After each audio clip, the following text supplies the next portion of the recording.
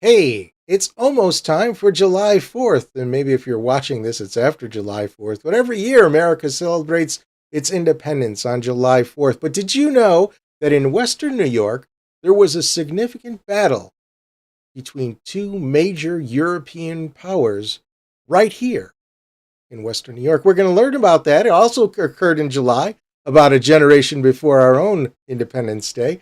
And you'll be finding out about it, and maybe if you watch this early enough, how you can see a reenactment of that very battle. That's on this week's edition of the State of Greater Western New York Report, which, as always, is brought to you by... Each week, our community makes history. Each week, you make history. And each week, there's only one source to turn to for the first take on history. You know what that is? Subscribe to the Sentinel right now to discover the history being made in your own backyard. The Menden Honey Falls Lima Sentinel. More than just your news, it's your history. Welcome, everyone, to this edition of the State of Greater Western New York Report. Join us each episode as we discuss fantastic topics ranging from history to science to the strange and the wonderful, as well as the treasured spirit with which our region has infused America. We challenge you to consider all things Greater Western New York, from our region's very beginnings to how it inspires, how it empowers, and why it is so admired. Here's the host of the State of Greater Western New York Report, Chris Carosa. Hey there, and welcome everyone to this week's edition of the State of Greater Western New York Report. I'm Chris Carosa. With us today is Bob Emerson. He's the executive director of Old Fort Niagara. Bob, how are you doing today? Doing very well, thank you. Well, we've got a very interesting topic to talk about. Bob's been on before, so Bob, for those who aren't familiar, why don't you tell us a little bit about yourself and how you ended up being the executive director of Old Fort Niagara? Well, I've been in the museum business since the 1970s, and the 18th century has always been my favorite time period. So, in the late 1990s, when the executive director position at Old Fort Niagara became open, I applied for it, and lo and behold, I was hired. So I've been here for 27 years, and I just love it. It's a great historic site. It's original. We have a lot of active living history programs. So it's a great place to work, a great place to live. You know, a lot of people who know about or learn about Fort Niagara aren't from Western New York, and so they're not really sure where it is. There's a lot of misconception about its location because it has the word Niagara in it. People think, well, it's at Niagara Falls. Tell us a little bit, tell us where it's at, and then the history of maybe why it was located there. Sure. The fort is located at the mouth of the Niagara River, right where the river joins Lake Ontario. So we're in the extreme northwest corner of Niagara County, New York. We're about 15 miles north of Niagara Falls, so it's just a short trip from Niagara Falls to the fort. Now, the fort was located here. The French were the first Europeans to explore this area, and they wanted to control the Niagara portage to keep the British out of the Great Lakes region. And they realized that whoever controlled this little piece of land at the mouth of the river could keep their enemies out of the rest of the Great Lakes. So in 1726, the French came here and they built what we call today the French Castle, and thereby for an entire generation they kept the British out of this region. Now, the British actually have a fort across the river. When did that get built? Fort George. That came a lot later. Fort George was built in 1796 after Britain turned Fort Niagara over to the United States. So in 1796, that's 13 years after the American Revolution ended, but there were some treaty disputes between the newly born United States and Great Britain, and those had to be worked out. But by 1796, the Fort Niagara was turned over to the U.S., so the British still wanted a presence here, so they moved across the river and they built Fort George.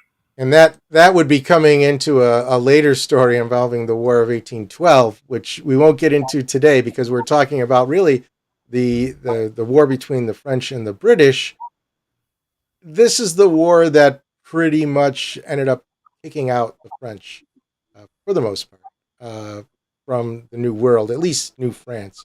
I don't think that they really kind of officially left until the Louisiana Purchase, uh, which would have occurred in 1803 or something like that, a little bit later. So, what? Just give us a little bit of background about this war. What this seems like it's an ongoing war. It's been going on for some time. What was it all about? Well, Britain and France were two of the great superpowers of the 18th century, and they fought a number of colonial wars. Most of those wars started in Europe and spread to North America. But the French and Indian War, which began in 1754, was a little different. It began here in North America over who was going to control the Ohio Valley. A young Virginia uh, officer named George Washington was involved right from the get go at the beginning of this conflict. The French wanted to link their settlements in Canada with their settlements in Louisiana and the Illinois country. The British were moving west across the mountains into the Ohio Valley, and it was only a matter of time until these two superpowers clashed. And once the war began, it really spread. It spread to all over North America, eventually spread to Europe, eventually spread to Africa, the Philippines. It was really, Winston Churchill called it the First World War because it did involve the great powers and it was fought around the globe. So that's the big picture of how the French and Indian War started. It was called the 7 Years' War in Europe. Fort Niagara's part in it was that because the fort occupies such a strategic position here at the Niagara Portage, it became a very early target for the British to try to capture it from the French. I was going to ask at what point in the war did this, we're going to be talking about the siege of the fort in a moment after the break, but at what point did this happen within the war? Well, the British they had a plan for 1755 to capture a number of French posts that were in disputed territory. But they only got as far as Oswego in 1755 when their campaign stalled. And then the next year, the French captured Oswego from the British, which was the British foothold on the Great Lakes. So that was a big setback for the British. And it wasn't until 1759 that they were able to mount an expedition to actually attack Fort Niagara. And what when did the war officially end? I mean, just trying to get a sense for how where the siege of Fort Niagara stacks up in the broader length of the war. Sure, the Siege of Fort Niagara, 1759, it was part of what the British called the Year of Miracles because the British made great gains during 1759. They captured Quebec. They captured Fort Carillon, which we know today as Ticonderoga. They captured Fort Niagara. So it was a string of victories that really put them in a very, very good position. The following year, they took Montreal, and that's when hostilities ended. But the actual peace treaty that ended the war was not signed until 1763. So the longer war runs from 1754 to 63, but the actual fighting ended in 1760. So here's another thing that kind of confuses people. It's called the French and Indian War, as if maybe the French and the Indians were fighting against the British. But that's not totally true because both sides had native allies. Can you kind of describe the difference between the two native groups and why maybe they sided with one one European power versus the other? Well, early in the war, um, many of the native nations, including some of the Haudenosaunee people, the Six Nations, sided with the French. The French had very good trading relationships with a number of these nations. Um, they also did not, they weren't seen as a threat as wanting to take over a lot of land like the British seemed to do. So many of the native nations did support the French early on, but as the war progressed, the French began experiencing problems. They had some supply issues. The Haudenosaunee, in particular, still resented the way that Fort Niagara was negotiated with them in the 1720s. And also, it always pays you to be on the winning side. And by 1759, it looks like the British are going to win the war. So one of the most interesting things about the Siege of Fort Niagara is that the Haudenosaunee people, many of them changed sides over the winter of 1758-59 and supported the British efforts to capture Fort Niagara. They had 945 Haudenosaunee allies when they laid siege to the fort. So it's a very interesting part of the story. Did the French? What I'm kind of curious on is the French allies, which now maybe we'll call like the Canadian Iroquois or whatever. These would be the tribes that the Five Nations pushed off the board, pushed out of New York State into Canada. This is well before the French and Indian War.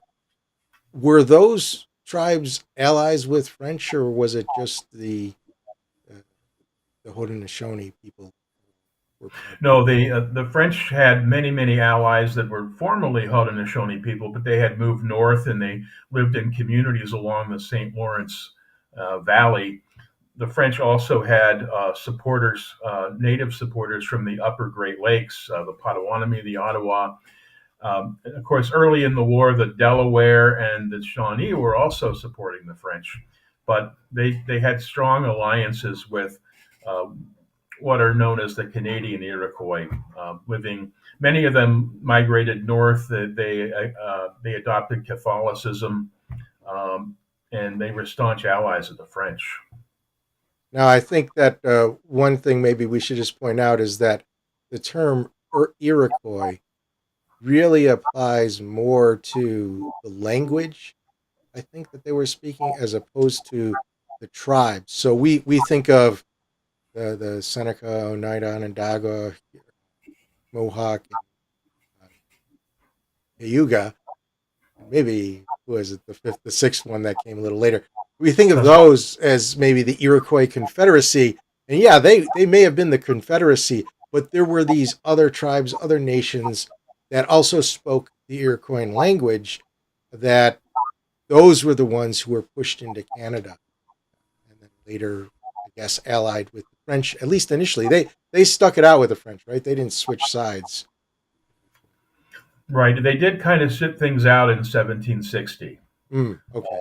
Because by that point, it was clear that the British were here in overwhelming numbers.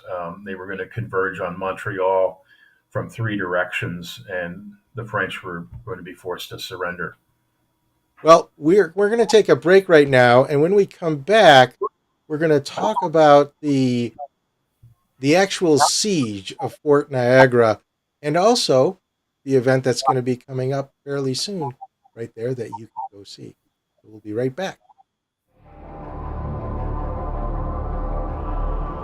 Through the mists of time, nature and man have both created and buried treasures beyond the imagination.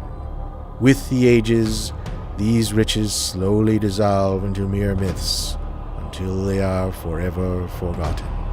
But there are those brave souls who tirelessly cling to the truth, ever seeking to discover the undiscovered, to reveal what has always been there, to uncover the hidden gems of a land thought forsaken but loved by millions.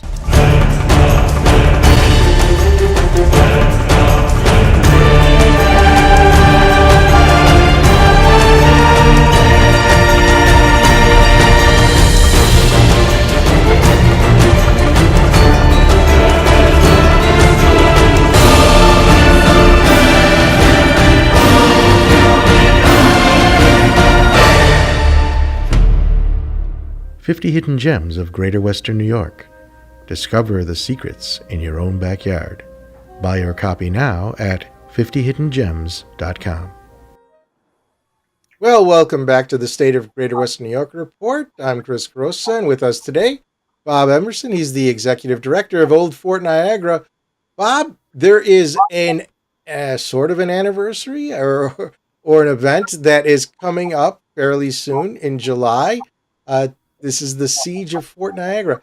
Tell us a little bit about that, just generally, kind of what happened in the actual event, and then we're going to show some pictures of the reenactment, and you can tell the people about that too. So let's start off with the actual history. What sort of lead us up into how each side was preparing for the battle?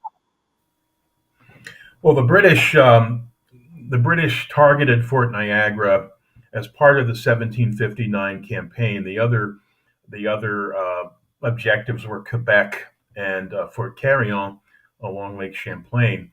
So Fort Niagara is the westernmost of these expeditions. The British detail about 2,500 soldiers. These are British Redcoats and New York provincial soldiers. So New Yorkers are fighting right alongside the British. They also had, as we mentioned before, these Haudenosaunee allies. So they are going to organize around Schenectady, and they're going to make the trip up the Mohawk down to Oswego, and then they're going to be rowing rowboats along the south shore of Lake Ontario. They're going to land about 4 miles east of Fort Niagara, move inland, and then begin the work of constructing a siege against the fort. The French, on the other hand, they're kind of in the dark. They don't know if the British are going to attack Fort Niagara or not. And the fort's commandant, who is a captain named Pierre Pouchot, he is trusting his Native American allies to warn him if the British are on the march. And they do not do that. They keep him in the dark. So he's trying to he's trying to improve the fort's defenses, but he doesn't feel particularly threatened. One thing that he does do is he sends a one of his sailing ships with some soldiers eastward along Lake Ontario to try to see if the British are indeed coming, and they missed the British by a very very short time. They came back here to Fort Niagara, this vessel, and they came in and reported to Captain Pouchot that there was no sign of the British. And just a few hours later, there was a French hunting party out east of the fort, and they were fired on by the advanced elements of the British Army. So it was literally an intelligence failure on the part of the French. And at that point, the siege really begins. So I'm going to show the pictures of the camp first. Tell us a little bit about what these pictures represent and maybe what role they are showing in terms of the siege itself.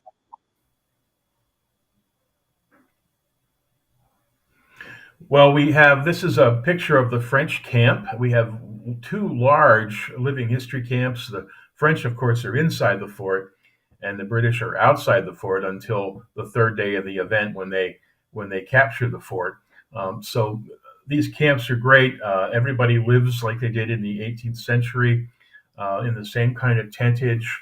And there's in these camps, there's all kinds of activities going on, including cooking demonstrations, and we have artisans. Here's a cooking demonstration actually out in the field. Uh, Very, very interesting stuff. This year's cooking demonstration will actually be in the French castle. People can learn about the diet of the people who were on both sides of the conflict. Now, is that a British flag in the background there? Yeah, this picture was taken in the British camp just a few years ago.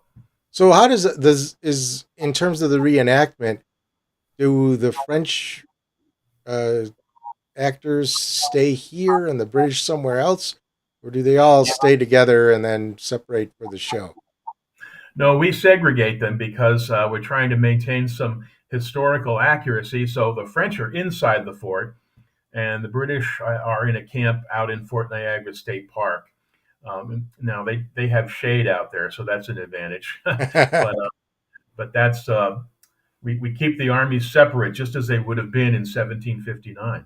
So aside from the this brief skirmish that took place, that really signaled to the French that the British were coming, who fired the first shot in this siege? Well, it would have been the advance guard of the British Army. They fired some shots at the French. The French reinforced their hunting party, but the British outnumbered them by a good bit. So the French retreated back to the fort. And at first, the Captain Pouchot thought, well, this may just be a raid. It might maybe just be a small thing. But he very soon learned that there was a very large British army right on its doorstep, and that's when he began preparations for a siege of the fort. And then his defense, he had some pretty good armaments to fire back at the British from the fort. Yeah, he had over 40 cannons that he could bring into play, like this one, and he tried. He what the British are going to do is you're not going to just march right up to the fort. That would have been suicide. So they're going to dig trenches from about 600 yards out. They're going to zigzag their way toward the fort. And all this time, the French are firing artillery to try to disrupt this construction activity. But it's pretty difficult to do. The British are doing most of this work at night when they can't be seen. I think in the first few days of the siege, the French fired something like 6,000 cannonballs at the British trenches in order to try to disrupt their efforts. Now, this particular cannon here, is this an original cannon or is this a replica? This is a replica. We have original cannons in our collection, but we don't fire them. These are modern uh, cannons. They look very authentic, but they all have steel liners in them, so we can fire them. So they're safe to actually shoot. So this is a 12 pounder, meaning that it's a fairly heavy cannon.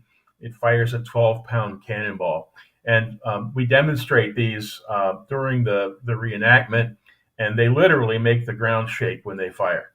Now, did the French at any point have reinforcements come in?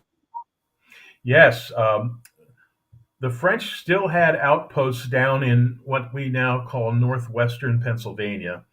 In particular, they had three forts stretching from Erie, Pennsylvania, down to Franklin, PA, on the Allegheny River, and they had probably about 1,300 soldiers and Native American allies at those posts. And once Pouchot figured out that the fort was under siege, he sent Native American runners to summon reinforcements from those posts. And as soon as they got the word there, they began their march for Fort Niagara, and they would have gone up to Erie, PA, and then taken boats from there. They got they beached their boats above Niagara Falls, and then marched the rest of the way down to Fort Niagara. By this point, the siege was well underway. It was July 24th, uh, so the siege had been underway since July 6th, and the fort's walls were beginning to fail. But the French still hoped that this relief column could break through and relieve the siege. What happened, though, was the British had advance warning that the French relief column was coming, so they blocked the road, and they sent a detachment of troops down to where Youngstown, New York, now is. It's a village just south of Fort Niagara, and they waited for the French. They waited all night for the French to arrive, and on the morning of July 24th, the French march up the road, and they marched right into British line, which jumped up and fired several volleys in a row. They did extensive. It was close range. They did a lot of damage to the French, probably inflicted about 250 casualties. And the reinforcement, this column of troops, had to disperse and retreat. So that was really the last hope that the French garrison in the fort had of being relieved. and the next day they surrendered. So what does this picture represent here? Is this that surrender or? This is uh, this is a group of French soldiers from the Troupe de Terre. It's the Regiment de Béarn, and they're just simply marching out of the Gate of Five Nations, marching into battle. It's Mm. They're not surrendering yet. And this is a picture of the French with which nation is represented here? So a big part of this whole campaign was depended on the loyalty of the Haudenosaunee. What this shows is a French officer negotiating with a Seneca chief. And there was a pretty big diplomatic effort in the middle of the siege. There was a Seneca man named Gaindese who negotiated a withdrawal of the Native Americans from the British side, and those Native people just went and they camped on the periphery and took very little part in the rest of the siege. However, the relief column, that was the battle that involved the relief column was called the Battle of La Belle Famille, which is what in the 18th century Youngstown area was called. So they got back into the action when that relief column began to retreat, and a lot of those Haudenosaunee warriors hunted down and killed some of the retreating French soldiers. So this picture actually depicts Gaindese and Captain Pouchot negotiating. Gaindese is trying to achieve the withdrawal of the Haudenosaunee from the British side. So tell us a little bit about the event that's coming up. When does it start? Where do people go? And how long is it going to be lasting for? Well, it's a 3 day event. Activities start on Friday, July 5th at 9 o'clock in the morning. We start off with a big color ceremony where we parade all the very colorful flags of both the British and the French. We have our battle reenactments at 2 o'clock on Friday, 2 o'clock on Saturday, and 3 o'clock on Sunday. And there's a lot of other things going on as well. We have two native councils. And the cool thing about these native councils is that we conduct them in the original languages. So you'll be able to hear the Mohawk language spoken, the Seneca language spoken.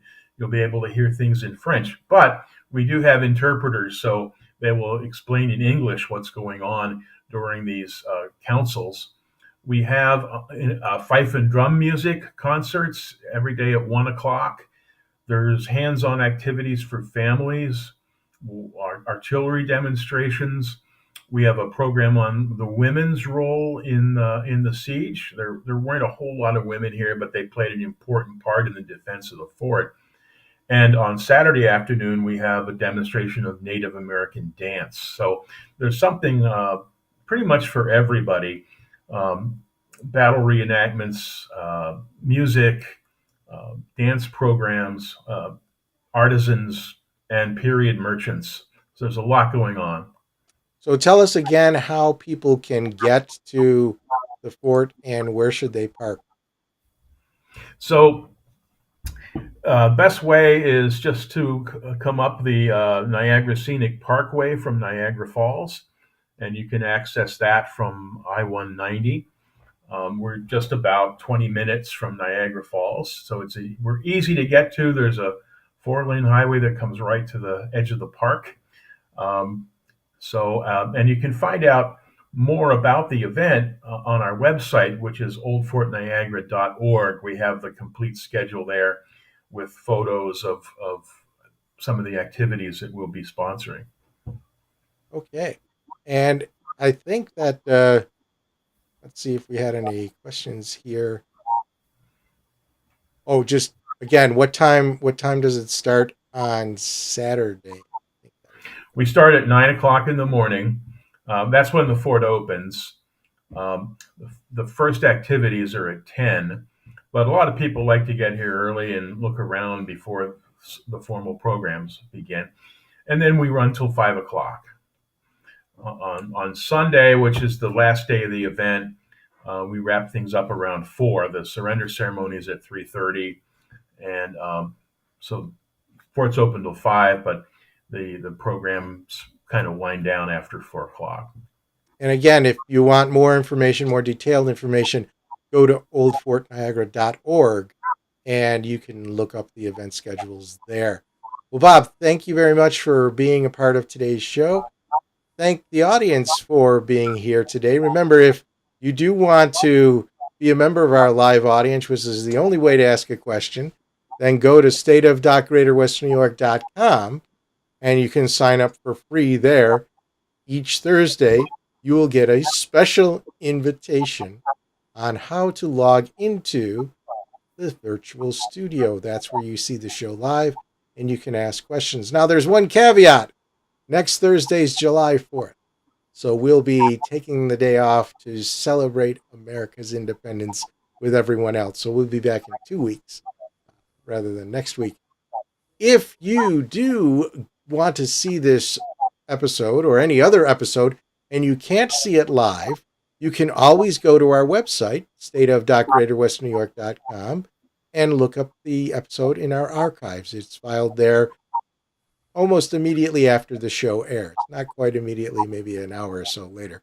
But you can go there, look at the archives. If you prefer, you can watch it every Sunday at 1:30. It's rebroadcast on our Facebook page and YouTube channels. Like the page, subscribe to the channel, and those platforms will notify you when the broadcast starts. So that's it for this week. We'll see you in 2 weeks. Bob, thank you again for being here, and thank everyone else. See you later. Thank you for having me.